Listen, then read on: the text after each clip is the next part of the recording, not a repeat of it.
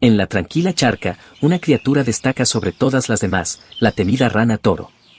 Su apetito insaciable es legendario, devorando todo lo que se cruza en su camino.